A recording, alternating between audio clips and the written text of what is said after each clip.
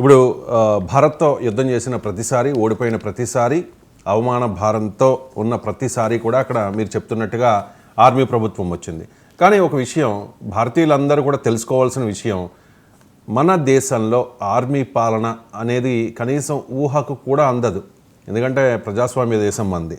పాకిస్తాన్ చూసుకుంటే మీరు ఇంతకుముందు చెప్పినట్టుగా ఈ 70-80 ఇయర్స్లో ఎక్కువ కాలం ఆర్మీ పాలనలోనే ఉంది. ఎందుకు భారత్లో ఆర్మీ తిరుగుబాట్లు రావు? ఆ పరిస్థితి ఎందుకు రాదు అంటే ఏం చెప్తారు? ఇది ఒక మంచి ప్రశ్న. నాకు నేను ఐఏఎస్ ఇంటర్వ్యూకి అటెండ్ అయినప్పుడు అడిగిన ప్రశ్న ఇది. ఓకే, ఇది ప్రతి భారతీయుడు తెలుసుకోవాలి.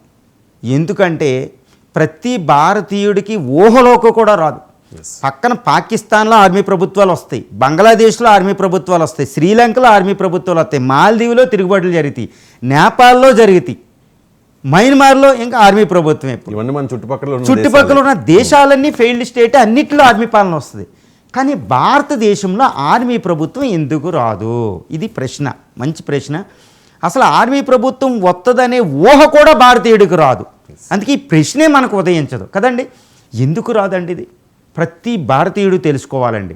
ఇది భారత రాజ్యాంగం యొక్క గొప్పతనం, ఇది డాక్టర్ బిఆర్ అంబేద్కర్ యొక్క గొప్పతనం, ఇది భారత రాజ్యాంగ నిర్మాతల యొక్క గొప్పతనం, ఇది భారత చరిత్ర యొక్క గొప్పతనం. ఎందుకని నేను చెప్తున్నానంటే అద్భుతమైన చరిత్ర అండి. ఇక్కడ ఎప్పుడు ఆర్మీ పరిపాలించదు భారతదేశం, ఒక పీస్ఫుల్ నేషన్. ఇవన్నీ చిన్న చిన్న దేశాలన్నీ భారతదేశం నుంచి దూరంగా ఉండి మేము భారతదేశంలో భాగం కావనుకోవడం వల్ల వాటికి ఆ ప్రాబ్లం. భారతదేశంలో అస్తిత్వం భారతదేశంతో సంబంధం ఉంటే వాటికి ఆ ప్రాబ్లం రాదు. ఇప్పుడు భారతదేశంలో ఎందుకు ఆర్మీ రూల్ రాదనడానికి మీకు ఒక స్పష్టమైన ఉదాహరణ ఇస్తాను. చూడండి, ఎంత ఒక గొప్ప రాజ్యాంగాన్ని నిర్మించుతూ అక్కడ ఒక అద్భుతమైన చెక్ అండ్ బ్యాలెన్సెస్ పెడతారు. చెక్ అండ్ బ్యాలెన్సెస్ అంటారు. ఏంటది అంటే, భారత ఆర్మీ ఈరోజు ఒక 15 లక్షలు ఉంది, 15 లక్షల ఆర్మీ ఉంది. ఒకవేళ ఆర్మీకి ఆశ పుట్టి పాకిస్తాన్లో లాగా తిరుగుబాటు చేసి భారత ప్రభుత్వం ఢిల్లీ మీద అటాక్ చేసి ప్రైమ్ మినిస్టర్ అందరినీ పదవీచ్యుతులు చేసేసి జైల్లో పడేసి ఆర్మీ వచ్చేద్ది అనుకోవడానికి వీలు లేదు. ఎందుకు? వాళ్ళకు చెక్ అండ్ బ్యాలెన్స్ పెట్టారు భారతదేశంలో. ఇవన్నీ వేరే దేశాల్లో ఉండదు. అదేంటి? Paramilitary forces. అవి ఇంకో 15 లక్షలు ఉంటాయి. అవి ఎవరి కంట్రోల్లో ఉంటాయి? ఆర్మీ త్రివిధ దళాల కంట్రోల్లో ఉండదు. హోమ్ మినిస్టర్ కంట్రోల్, అంటే ప్రైమ్ మినిస్టరు, ఈ గవర్నమెంట్ కంట్రోల్లో ఉండే 15 లక్షల దళాలు ఉన్నాయి. చూసారా? అంటే ఆర్మీ తిరుగుబాటు చేస్తే దాన్ని అణచడానికి ఇంకో పారామిలిటరీ ఫోర్సెస్ 15 లక్షలు ఉన్నాయి. పోలీసు కూడా అవసరం లేదు.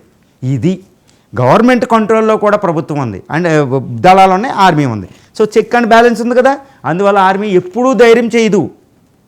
అది ఒకటి రీజను. కానీ ఈ పరిస్థితి ఎప్పుడు భారత ఆర్మీ చేయదండి. అద్భుతమైన ప్రజాస్వామ్యకమైన ఆలోచిస్తారన్నమాట. చూడండి, 1971లో పాకిస్తాన్ని 2 ముక్కలు చేసిన మాణిక్ షా గారు తిరుగుబాటు చేయాలనుకున్నారా? ఎప్పుడూ లేదు. 1965లో కూడా అప్పుడు ఆర్మీ జనరల్ అనుకున్నారా యుద్ధం? ఎప్పుడూ లేదు.